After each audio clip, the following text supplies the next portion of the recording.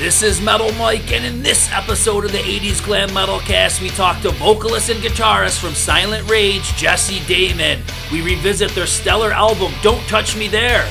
We get an inside view of the inner workings of Simmons Records and what it was like working with Gene Simmons. And we talk his new solo album, Damons Rage. Check it out.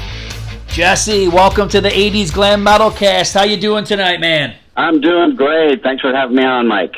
Yeah, no problem. So, hey, can you believe it was 31 years ago since Don't Touch Me There was released? Gosh, it does seem like a long time, but, with all my great memories and people I run into still from that time period, a lot of good friends that have stayed in touch through the years, as well as the band members themselves in Silent Rage, it does seem like yesterday. That music is still in my heart and in my veins, so I continue. Nice. Well, this thing is chock full of amazing songs. We got Running on Love, Tonight Your Mind, and of course, I call this like the evil brainwashing song, Rebel with a Cause, because every time I listen to it, it's in my head for about a week. So. Hey, Rebel became an anthem for us, and it's a catchy song. It's a fun song, and I think that's why we went with that song as our video to represent us back in that time. And all these songs were timely written, and there was 3 different writers in Silent Rage, and each had a little bit different take and a little different style. So with that in mind came, a little bit different song textures throughout the album, as well as, I was probably a little more melodic in my background, and EJ came from kind of the metal world. He loved heavy, music, loved Alice Cooper and Kiss and Black Sabbath, and, I was into that too, but I also loved the melodic side, and Mark, being born in the South from Georgia, he had that kind of Southern vibe to him. So all those little textures were cool. That's funny that you say that. Well, the first point I want to make is that it is kind of unusual that you had the 3 writers, because you look back at a lot of the 80s albums, a lot of them just let one guy, mostly the singer, a lot of the times, right, just pretty much write all the songs. So it's kind of cool that you had 3 main writers. Yeah, it truly was a band. It was a collective effort. And we voted by everything by vote, as far as what we decided on, what we thought was the best. The cream always rises to the top when you're writing songs, and but sometimes we're trying to split it up and give everybody a shake at throwing a song or 2 in. At that time, and getting together with Gene and him involved with us, he was also looking at outside songwriters, and outside songs, as well as classic songs, and here we covered Can't Get Her Out of My Head, or Can't Get It Out of My Head by ELO. So there's a lot that goes behind it, but, you can't blame another band that might just have the main songwriter, and he might have started the band. He's the brainchild of the band and happens to be the talent that songwrites. So I know there's a lot of bands that, went on to successful careers like that. But for us, it was the collective effort, which made it to be more of a gang and a group. We really loved it. And, it held us together strong. It's funny that you mentioned the different influences from the members, because like I said, where I hear the 80s metal, I also can hear almost like elements of 38 Special and Boston kind of creeping in. Who brought in those kind of elements?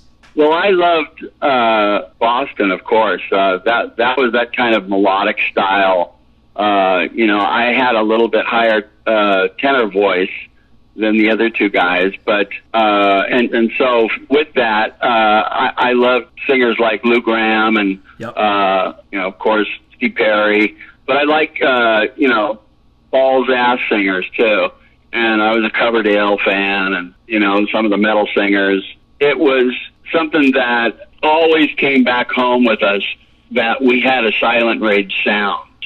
And even though we interjected our own influences, by doing that and working things out, it always came to be a sound of ours that came through. We started to develop that. Another interesting thing is the album cover, which is where many bands have either themselves all glammed up, they've got a girl on the cover or some metallic scene. We've got who is it? It's somebody in the band on the cover, right? Their bare chest. Yeah, that's EJ Kurtz. EJ, okay. Well, he's very in shape.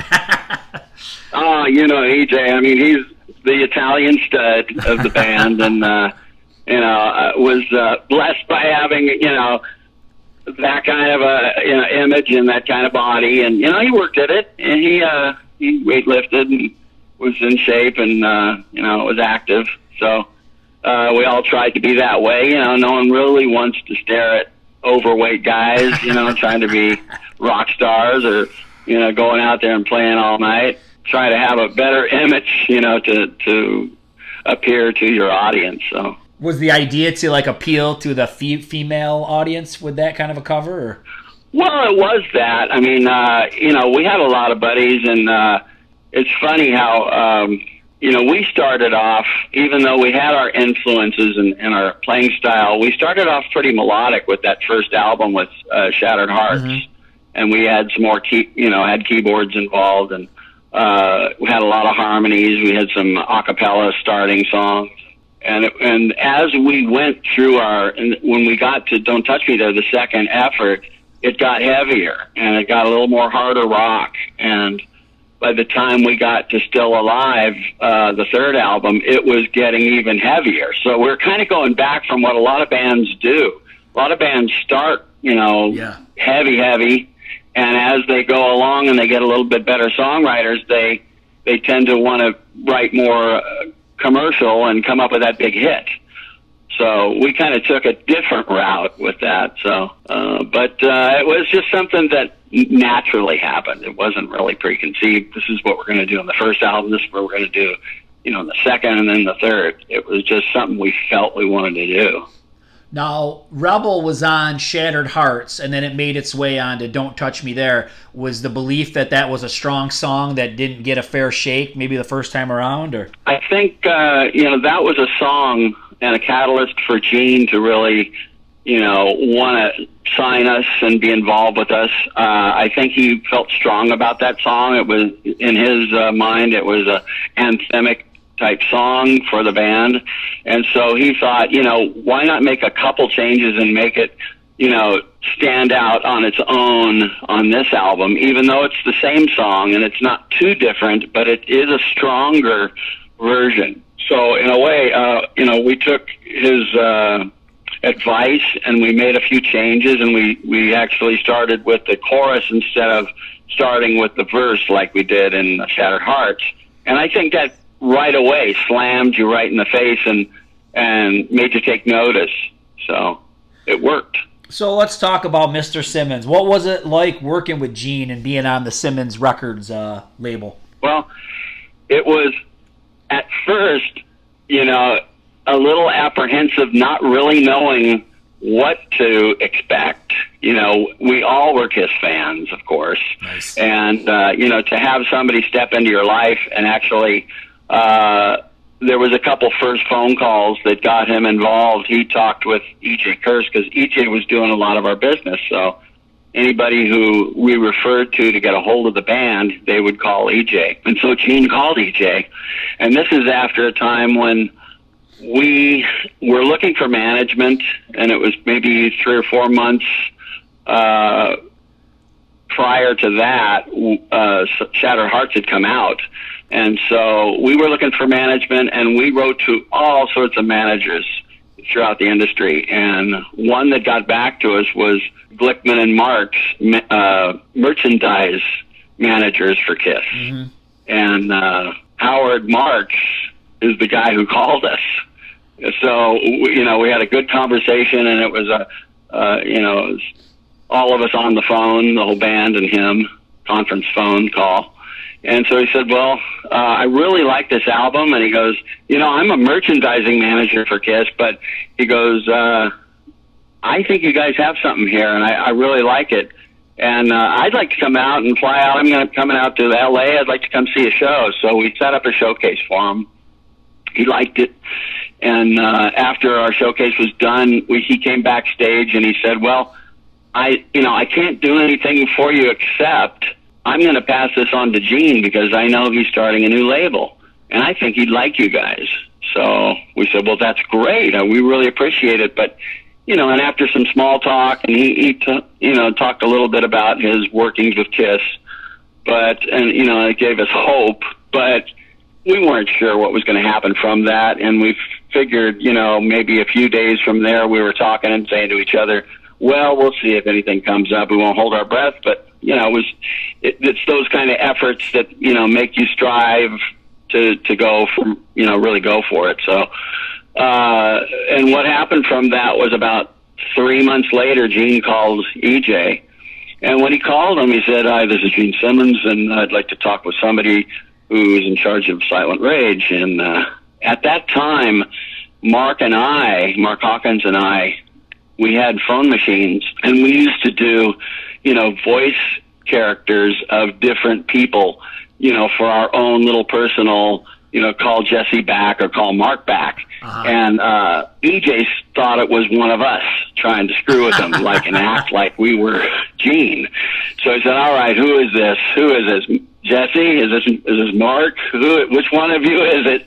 And he goes, I assure you, this is Gene Simmons. And he goes, oh my God. He goes, I'm sorry, Gene. So there was a little bit of that mix-up, but it was honest, and he told him that. And so Gene laughed, and it broke the ice. And the second call was a conference call with all of us there, and we talked about. He asked us what we wanted to do. And he also made some suggestions and said, well, I would like to, meet you guys because I'm interested in signing you. And that came from the first conversation. So we were on cloud nine.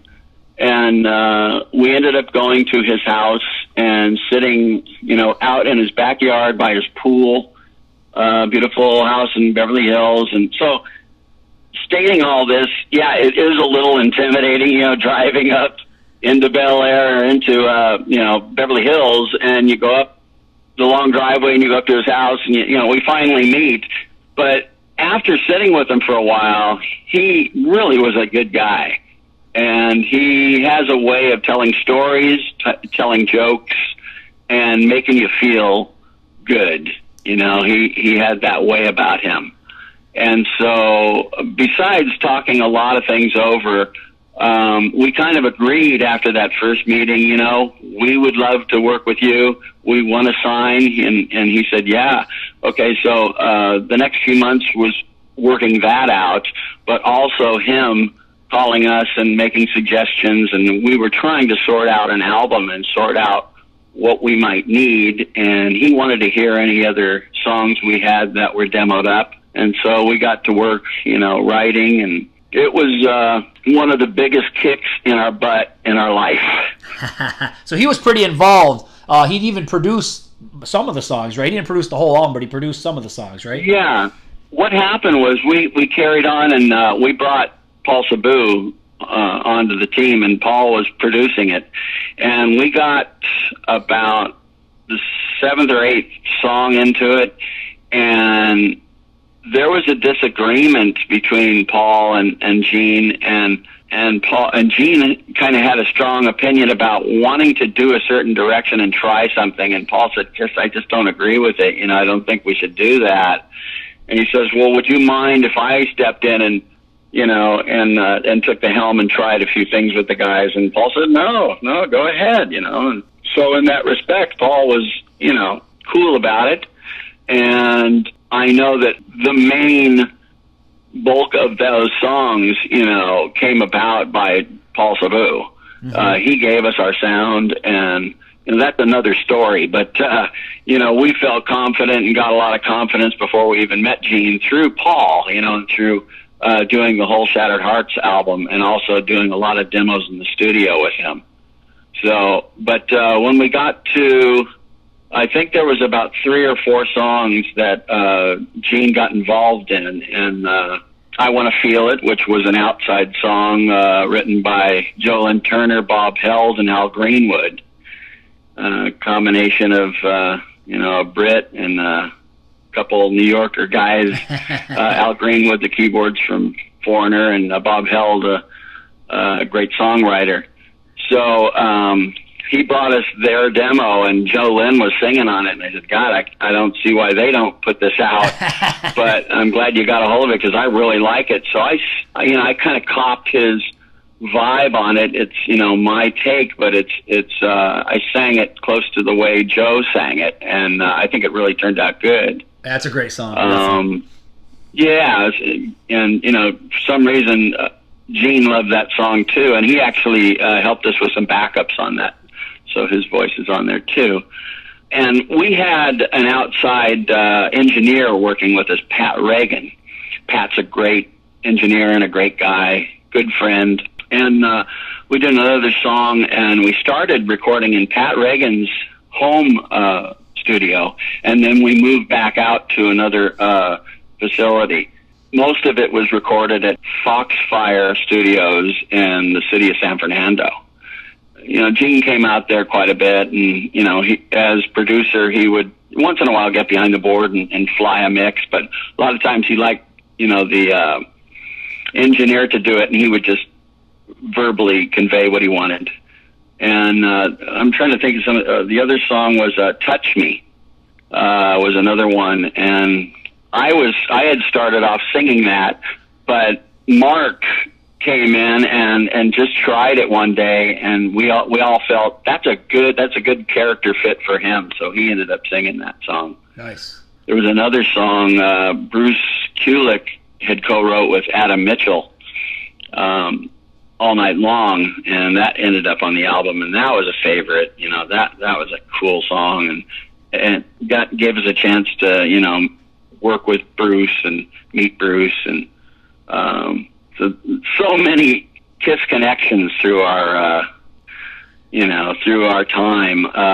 Finding our drummer Brian James Fox, who was in White Tiger. Right. Yeah, I was going to ask you about that. That was a cool thing. Mark St. John, being in Kiss, and then and I guess the first or second album that he did, and Brian was his drummer, and then we eventually were able to grab him. So another Kiss connection and relation, Kiss related.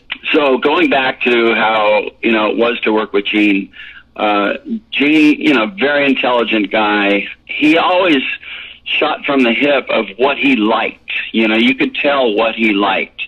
He's a guy that liked something that had power and hit you in the face, and something that was right now, something that was immediate. So he would let you know. That was great. He'd point it out and point right to you and say, do that again, or do more of that, and I'm talking about when we were recording, part, or, doing backups, or doing, lead vocal, or that kind of thing. He also, wanted to, I think, make sure when we were talking, we knew what we were saying, and we were making sense. So sometimes he'd catch you on, he'd ask you a question, you'd want to answer him as intelligently as possible, but sometimes the questions were, intricate or different, and so all of a sudden you're waiting there, and then you start to answer him, and you stumble a couple things, and he's like quoting what you just said, and you go, that's not what I meant. So that's still part of the unfamiliar and a little bit intimidated, early on. And he was trying to get us out of that, I think, and he said, look, and he would always tell a good joke, or, to get everybody lighthearted again. And, I think anybody who's worked with a legend, or worked with one of your favorite artists, or that kind of thing, there is a time where you have to make the adjustment of, feeling like you might be a little inferior to the point of you're a coworker, and you're actually trying to get something done, and that kind of thing. So, we were young, and we were learning, and that, by the time the album was done, we felt so good, and felt, we were making other decisions. In fact, you mentioned 38 Special. When we got signed to our creative artist booking agency deal, we walked in, and we were a little bit late in trying to find a tour for the Don't Touch Me There tour, and there was two left that they were offering, which one was Black Sabbath to open up for Sabbath, and the other one was to go out and open up for 38 Special. We didn't have to think long on that. We said, no, we'll take the Sabbath. Right. So that probably fits better for you guys. You know, not that I don't like 38 Special, and that probably would have been a great lesson and a great, education going out with them guys too, because I like their music. But you're talking legendary Black Sabbath, so yeah. So when you don't get that opportunity. No, man, you get to work with Kiss and Sabbath. That's crazy. I so know. when you get to you guys do your first big MTV video, and then was there any talk of doing any other singles? Because you guys just had the one video, right, for Rebel Will Cause? There was a talk of doing another one, and it could have been either, like, it could have been Can't Get Her Out of My Head. Mm-hmm. That could have easily have been a second one, or Tonight You're Mine, yeah, I could which picture was that one. Yeah. a very cool power ballad also. Either one would have been, I think, interesting, because especially if you've got a song like Can't Get Her Out of My Head and all these DJs across America, playing a song that's a cover, and they can AD it and still like to hear, ELO's version and then back to back and then do ours, or vice versa. That's an interesting, promo for a new song to come out, and a story to talk about. But also, Tonight You're Mine was, ours, and it was a strong ballad. But we had a lot of ballads on that. Were the funds not there to do it, or what happened? Because a lot of bands, certain labels had sometimes they had 3 videos. They started off with a fast track, then the power ballad, you know what I mean? Well, one thing happened was the RCA had a shakeup within the inner workings of, the president and the vice president and some of the underling A&R, and who came in as a new person to set things straight and to see what they were going to keep on the roster. And, when with Gene Simmons, we went to his house as far as Simmons Records. We didn't go to an office. He didn't own a state-of-the-art building facility, with everything there. We went and, it was a lot more personable. And, but when we went to the distribution, which was major label, it was going down to RCA down in Hollywood. And of course, when we flew to New York, we went and met everybody there in the East Coast side. When you're having that major label distribution involved, there's a lot of, it's like a spider web out through the nation, how many people you touch. And when you go out on the road, they have representatives everywhere you play, and they come to your shows, and that's what happened with us. So when they went and had that shakeup and lost some people, they started to look at numbers for sales, and they just thought they weren't going to hang on to the deal with Gene, with RCA being the distribution for his label. We didn't hit a home run, and we didn't get that chance to do a second single. Mm-hmm. Unlike if it would have been a little earlier, like House of Lords came out with their release in 1988. Yep. So they had a chance to do a couple, 2 or 3 deep, I think. Mm-hmm. I can't remember all their singles. I know they did a cover themselves. I love that cover. So what we decided to do is Gene's decided to focus on getting new distribution, and he went straight to, I believe it was Tony Iovine at Interscope, and he was trying to get Interscope to rep him for Simmons Records and be the new distribution. And we had a conference call with him, and talked with him a while, and we kind of got the bad news about grunge coming in. Right. And so the timing of it was not in our favor. Mm-hmm. But the ability and what we had to offer and what Gene saw in us was still there, and was the reason why we got that far so far. So he thought, let's try and do a new album, and let's get a new, I'm still trying to get a new distribution, and I'm going to put you back in the studio, and we're going to, make this one even bigger. So here we are in 1990 going back in the studio, and going through a lot of different and talking with a lot of different artists who wanted to produce us. After talking with them and getting their ideas, Gene kind of still didn't really have his heart set. And so I guess he had a plan in the back of his mind. He got a hold of Bob Ezrin. And, Bob's done it all. And he's, did so many albums and, worked with Pink Floyd, worked with Alice, and worked with Kiss. So for us to grab him, and he says, I think it's going to work out with Bob. Let's do it with him. So we had our meeting with him, and Bob was behind it and said, yeah, let's do it. So he came to a lot of pre-production rehearsals at our rehearsal facility. And we started to shape up a new album, and we had half an album recorded, and it was just slamming. We were having such a great time. And so we started, Gene said, let's get this in right now, and let's go and record what we have. So we went into Cornerstone Recorders in Chatsworth in 1990, and he not only had Bob Ezrin on as the producer, but he had as a co-producer and engineer Kevin Beamish.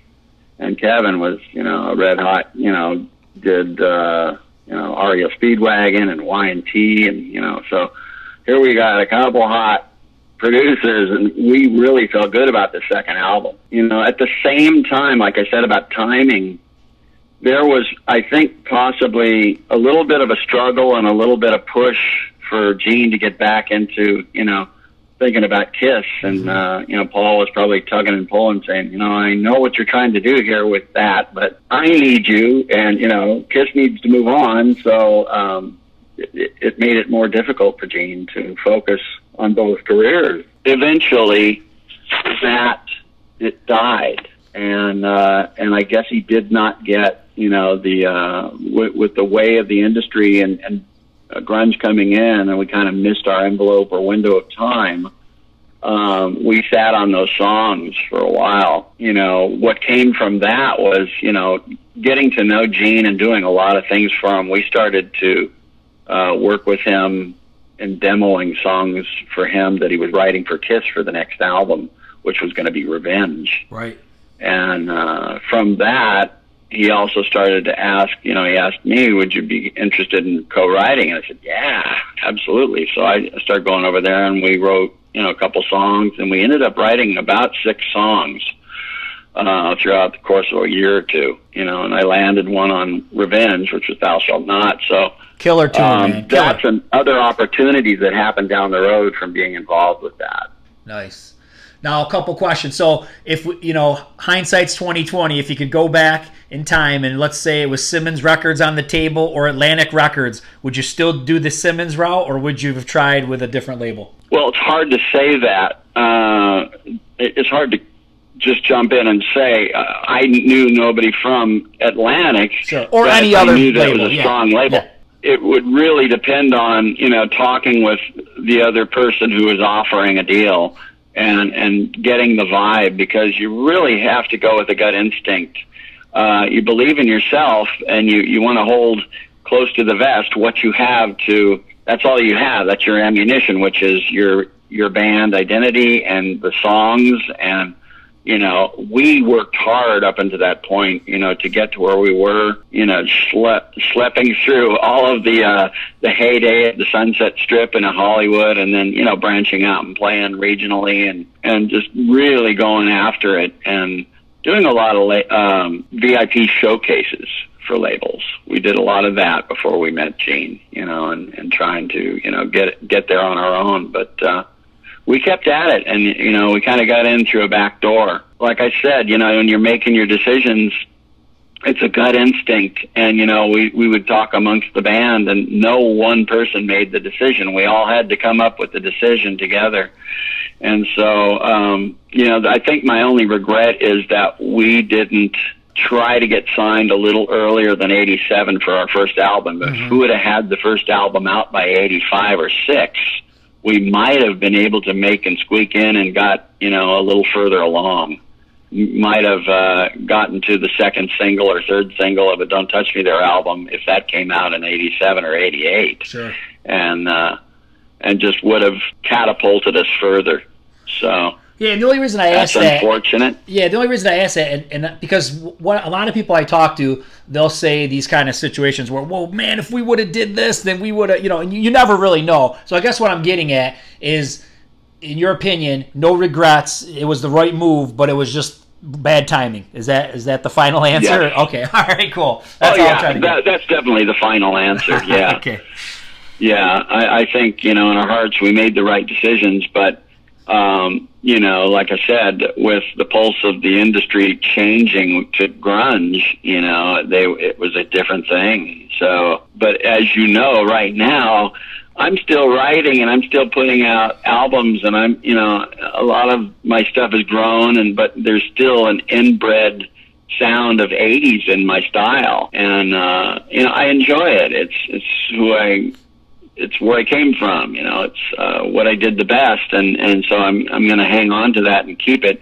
I don't really want to become something completely different unless it's a different genre, which I have done an album in kind of a blues, Southern Americana sound, but I still had rock and roll involved in it. So.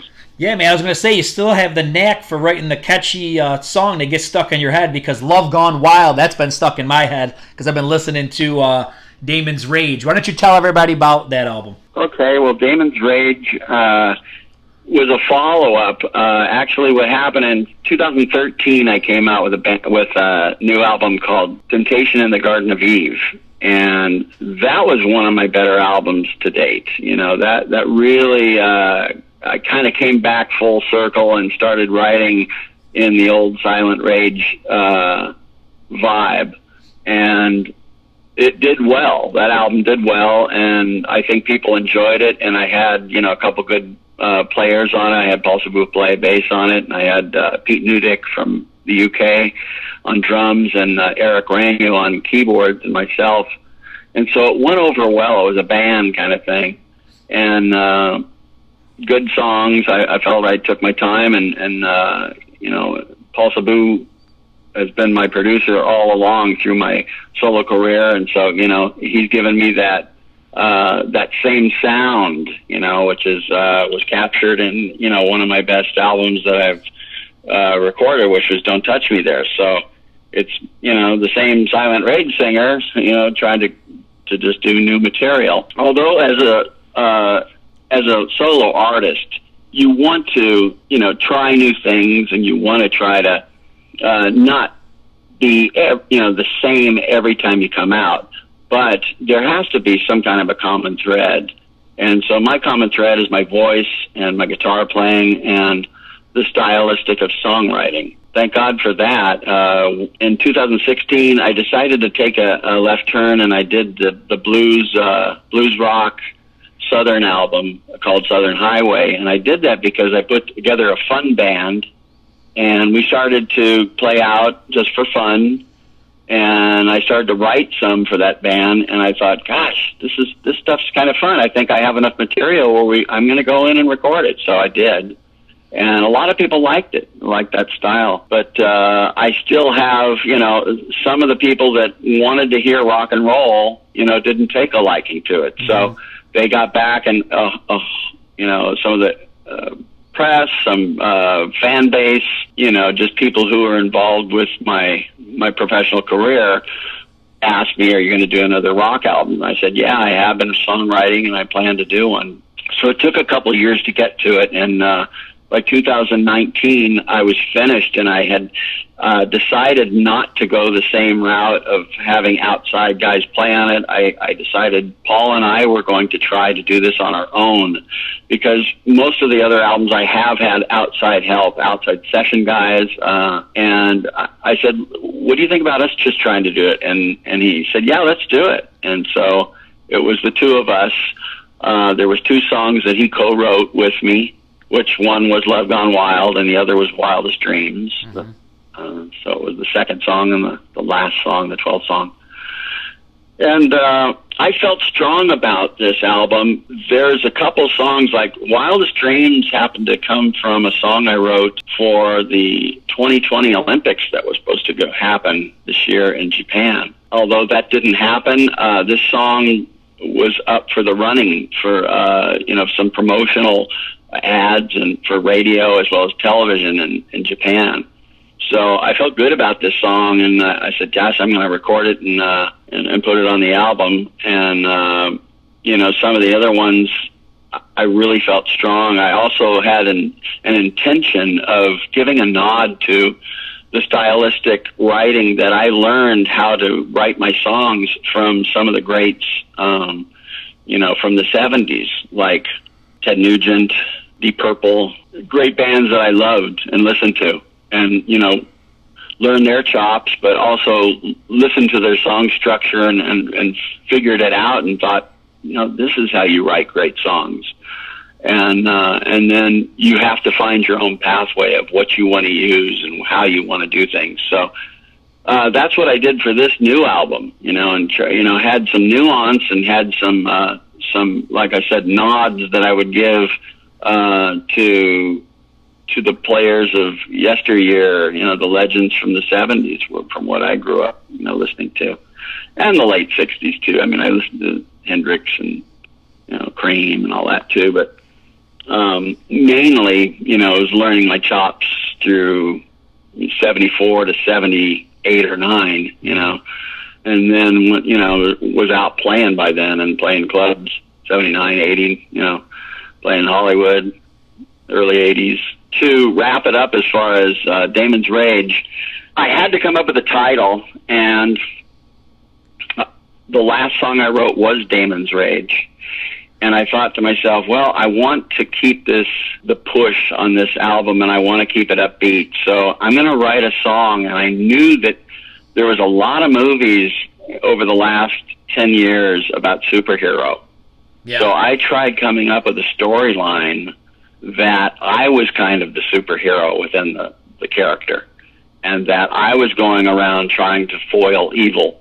And, when I took my 6-string shield around and I played my music, it would bring people out of their doldrums and out of the evil that they might be getting involved in and come listen to my music and feel better. And so that was my take on that song, and the storyline in it. That's a cool concept. And that's cool. Yeah, it was in it, and twofold. I mean, if it's a superhero style sound, it's almost like that kind of a chase type of vibe to that, that sound of that song. So, I've gotten a couple nibbles from film and stuff. So cool. I was on the right track at least. And then other people have asked me, does it have anything to do with, Silent Rage and Damons Rage? Is this your version of it? Oh, yeah. Well, in a way, it is, but that's just kind of without saying, I wasn't trying to be a Silent Rage 2, and I'm calling it Damons Rage. It just happens to be that title was a strong title for that song. Happens to be my take on it. So it's Damons Rage. So speaking of Silent Rage, you think you guys will ever do anything again? I'm hoping to. I'm always pushing. If I'm a catalyst for that band, it's to continue on and to I've already got songs that I've started writing for a follow up or for any new material. What we might decide to do is come out and just, do one song at a time, maybe even do some single releases, coincide with maybe a tour or with a handful of festivals. Mm-hmm. We've been offered some, but then, I was just about to, take on some festivals and then get Silent Rage back out for a few too, when the pandemic hit. So yeah. Try and get back on track with that, but I have been in contact with the guys and have told them my feelings, and I have done some sessions of writing with Mark Hawkins. I haven't wrote with DJ yet, but we'll just have to see. I'm hoping we can do something, and if we do it, I think it would be great. Well, what do you want to say to your fans in closing? I'd like to say thank you so much for the loyalty and for being involved and getting a hold of me and telling me your stories and letting me know, what my music has been, and how you felt about my music and how it changed, some of your lives. And I'm so happy that that was the case. I think for an artist, that's the greatest compliment is, for people to call you or people to email or let you know their story and why or how your songs move them. So if I continue to, carry on, and I want to be able to, come out with new songs and new CDs and just keep it going. Awesome. Thank you. Well, that was a great interview with Jesse. There's a lot more cool interviews on the way, so please subscribe. Rock on!